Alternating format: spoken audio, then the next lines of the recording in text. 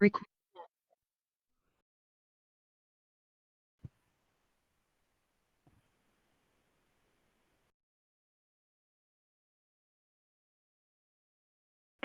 Assalamualaikum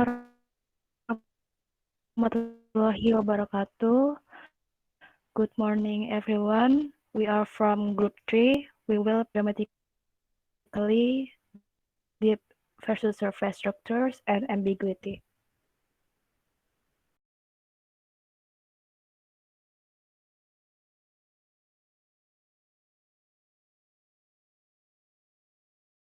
These are our members. My name is Atia Nur Hanifah.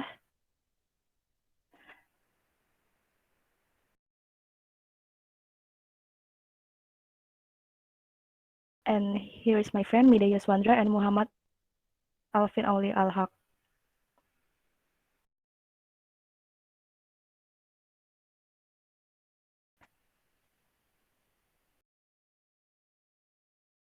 All right, we will explain about syntax, grammaticality,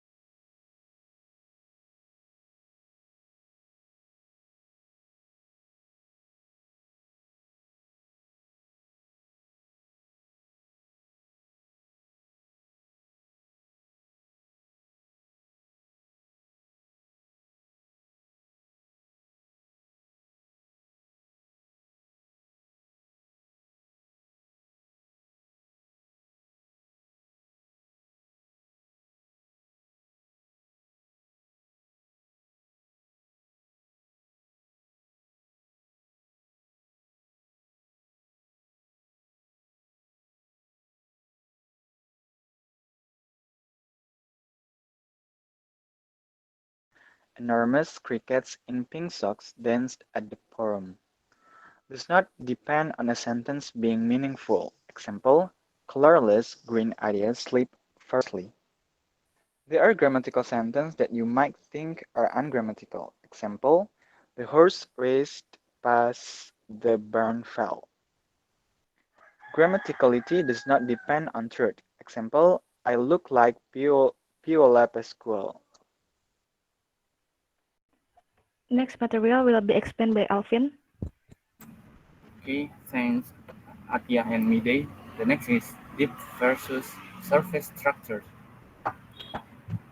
Okay, so syntactic structure is divided into two. The first is deep structure and the second is surface structure.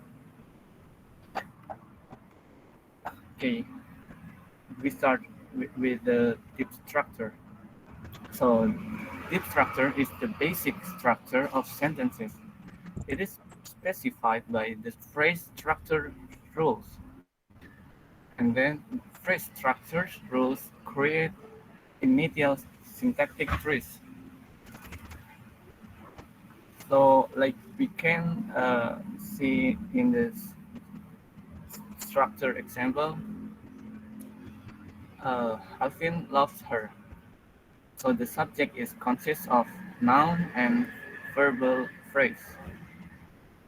And the verb phrase is consists of verb plus noun phrase. And the noun phrase itself uh, is by noun determiner.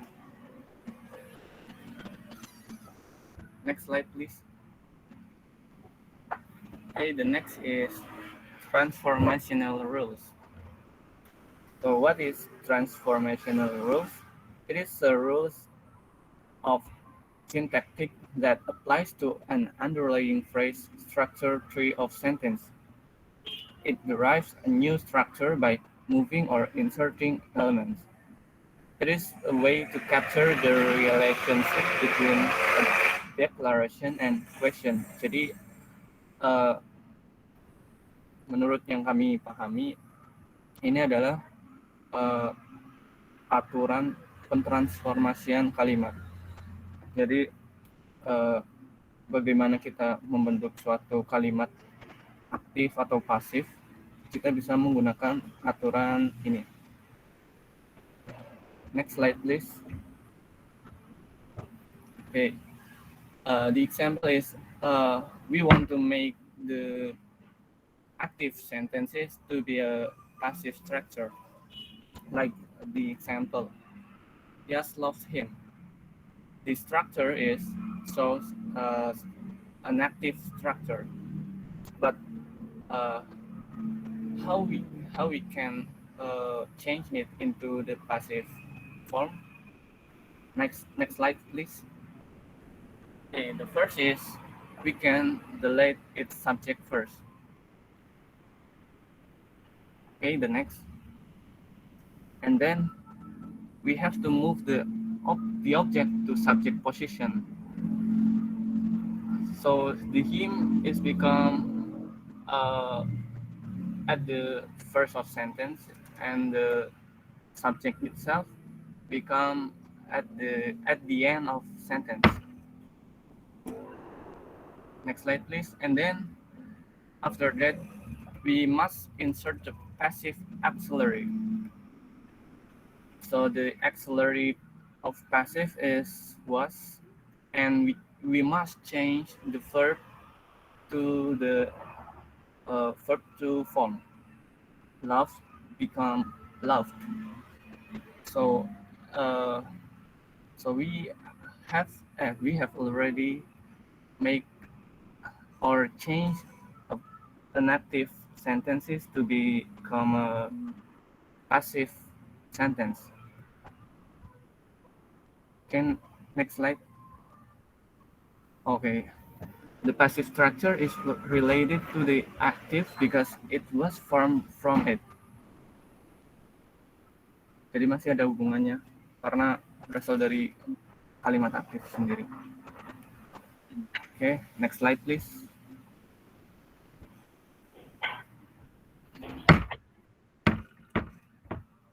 So the transformational rules is suppose all the structures start off with a more abstract underlying form, which is then transformed into the structure we actually see. So, like this, like in the first, we now form underlying form, and then we transform it. Then we have a surface form. Surface form.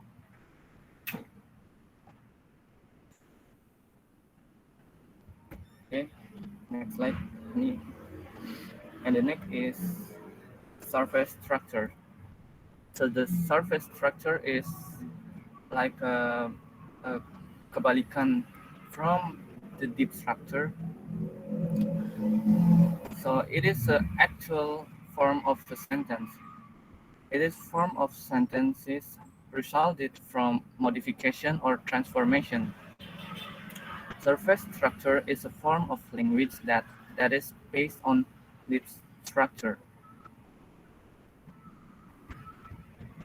Like the examples below, the first is same deep structure and different surface structure. Like you push the chair, it is active sentence, and the chair is pushed by you, it is a passive sentence, and push the chair, it is imperative sentence. Note, three sentences have the same abstract representation or deep structure, which is we as person push the chair. And the second is same surface structure and different deep structure. Like example, John saw John saw the man with a telescope, and it is can resulting in a little ambiguity. And next slide, please. So the formula of phrase structure rules is subject is consists of noun phrase and verbal phrase, and verbal phrase consists of verb plus noun phrase, and the noun phrase is consists of noun plus determiner itself.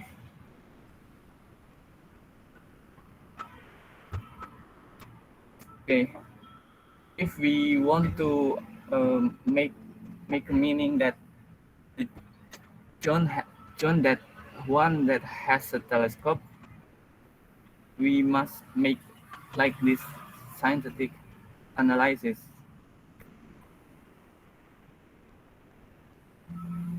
Next slide, please. We can compare it, but when we want to make the meaning that the man is the one that has the telescope, uh, we can make the synthetic analysis like this. What is the difference? The difference is in the chart, precisely in the middle. Um, Maybe Atya can move previously to the previous slide. As we can see, there is the difference between these two chart. The first is this chart. Uh, the object itself is apa ya?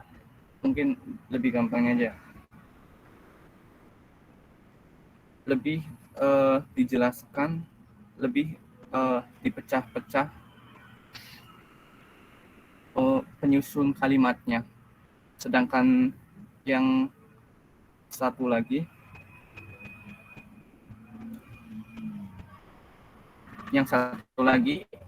the main itu sendiri menjadi satu kesatuan, lebih menjadi satu kesatuan. Yaitu the main yang apa? That with a telescope.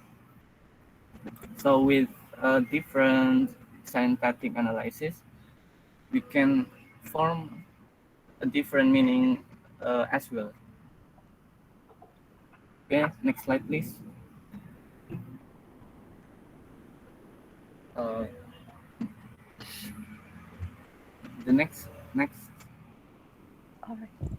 Okay, So, is ambiguity that will be explained by my friend Hani.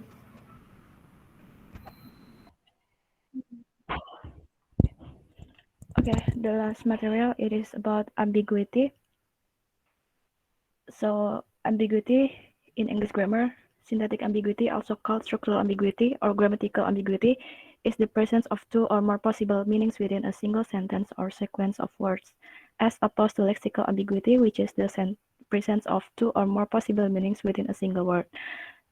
Dan ini ada contoh-contohnya. Bisa dilihat ya, hopefully this will get the wheels turning so you can incorporate a little bit into your everyday speech and writing. Contohnya ada the professor said on Monday he would give an exam.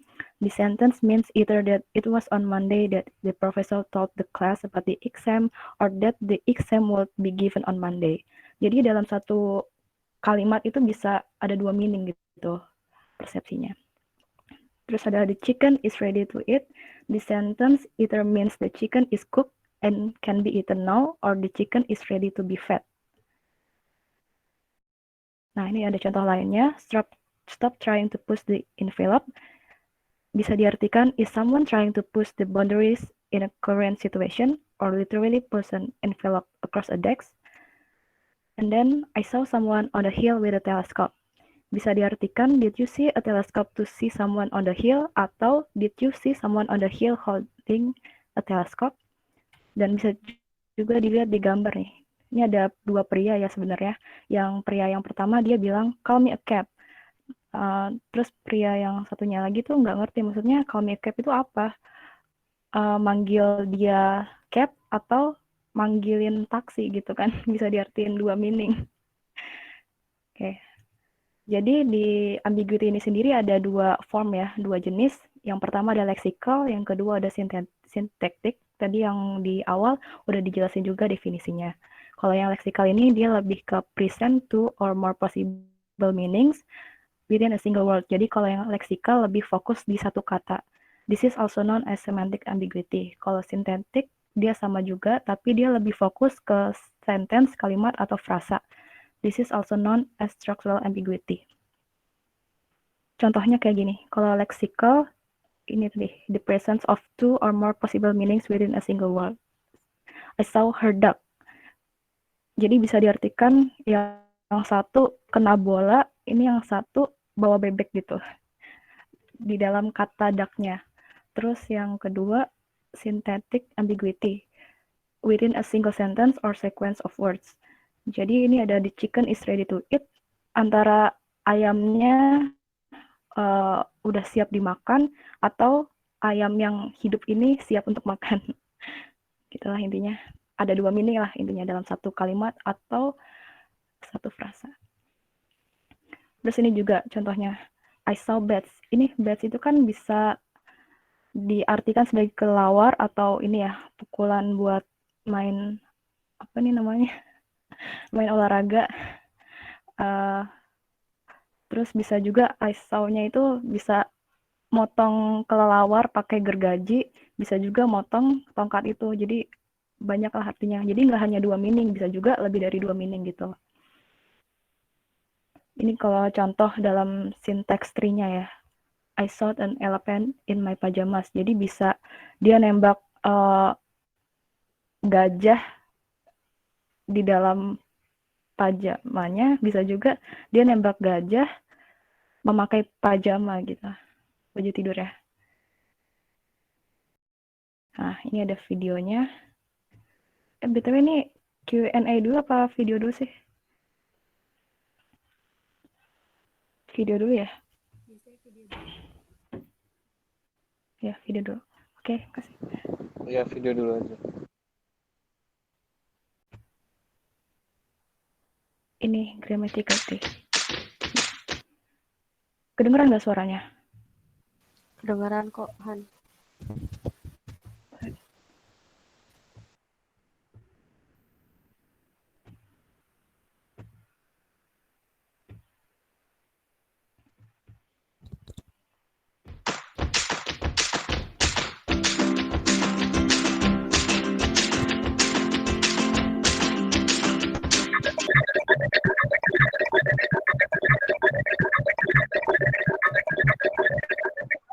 In theoretical linguistics, Kenapa? Kedengeran ya?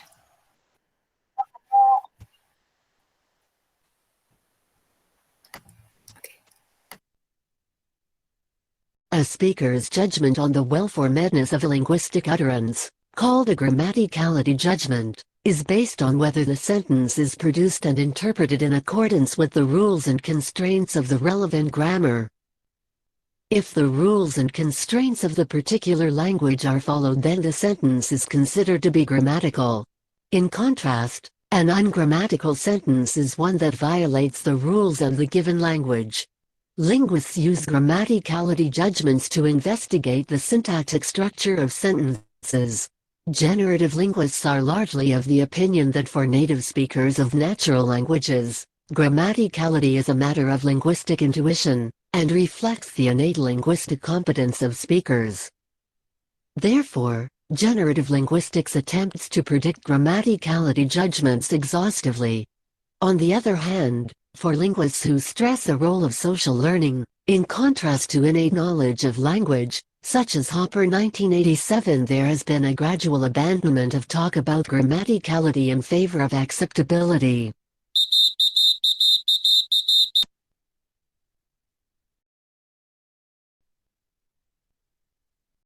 Tadi kedengeran kan ya suaranya? Oke, kita lanjut ke video berikutnya ya.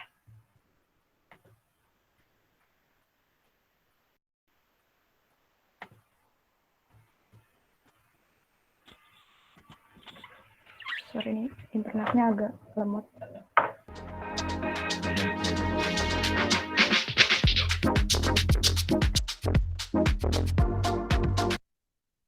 Hello, it's Elizabeth here, starting a new video series about the language part of NLP.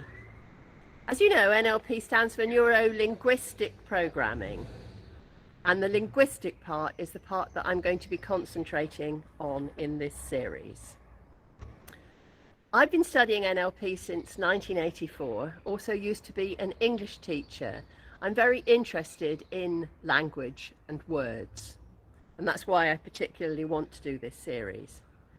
Why you might want to watch this series is because maybe you are an NLP practitioner and you want to revise the language patterns that you learned. That's a useful thing to do. Or it may be that you're thinking of training in NLP and you're getting started by watching something like this. Either way, I think you'll find it useful. And what it will do is it will change the way that you listen to people, really will change the way that you listen to them, and the questions that you ask them will become more precise as a result of watching this series.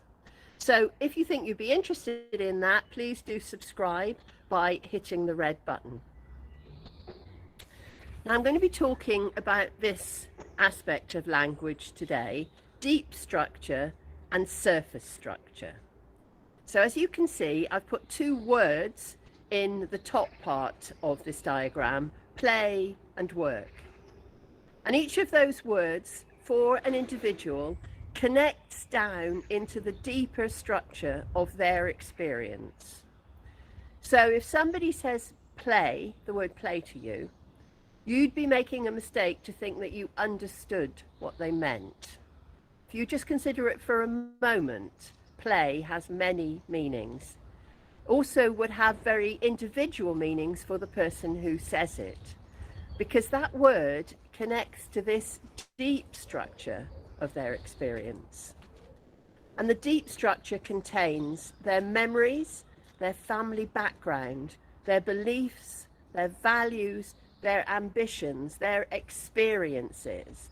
And so out of all those experiences and thoughts and feelings, a word like play pops out of somebody's mouth. But the connection is to all of these things that are happening with them. And of course, the same with work, the same with any other word. So that's where we're going to be coming from with the work that we do here in this video series. And my tip for you for today is that you really do listen very carefully to people's words. You may get the opportunity to ask them about those words, but whether you do or you don't, just practice sometimes saying their actual words back to them. It's something that people feel nervous about doing at first, but it's a tremendous acknowledgement of experience of the other person if you can just say some of their exact words back to them with no paraphrase. Just try it this week. Oke, video yang terakhir tentang ambiguity.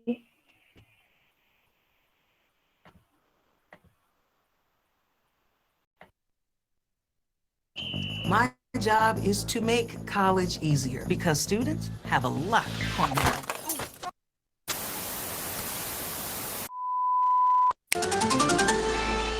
รายการต่อไปนี้เป็นรายการทั่วไปสามารถรับชมได้ทุกวัยรับชมเถอะค่ะจะได้ทำข้อสอบได้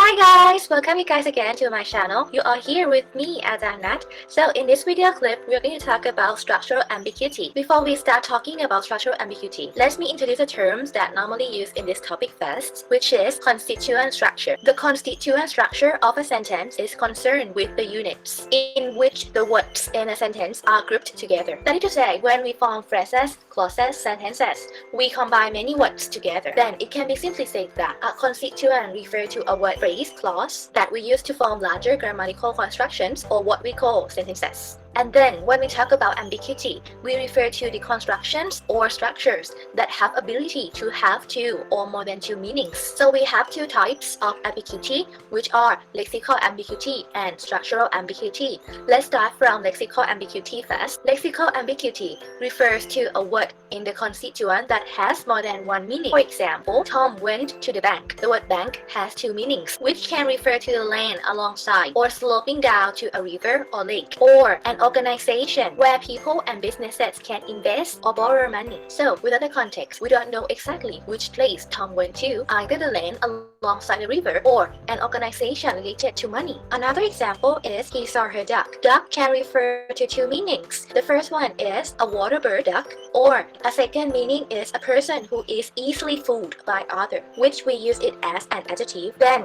in this sentence, we can interpret into two meanings, since the word duck has two meanings. So either the man saw the water bird duck that belongs to the woman, or the man thinks that this woman is a target that is easily to be fooled by others. On the other hand, structural ambiguity refers to an ambiguity that is a result from the structure of phrases, clauses, and sentences. That is to say, structural ambiguity occurs when a phrase, clause, or sentence can be given two or more different interpretations as a result of an arrangement of constituents. This fact points out the important focus that the study of a sentence constituent structure is very useful to solve lexical and structural ambiguity. Here is an example of structural ambiguity. She ate a bowl of popcorn on the couch. In this sentence, we have a prepositional phrase on the couch, which we consider it as a constituent. A prepositional phrase is a structure that normally makes the ambiguous structure because it can modify either the noun before it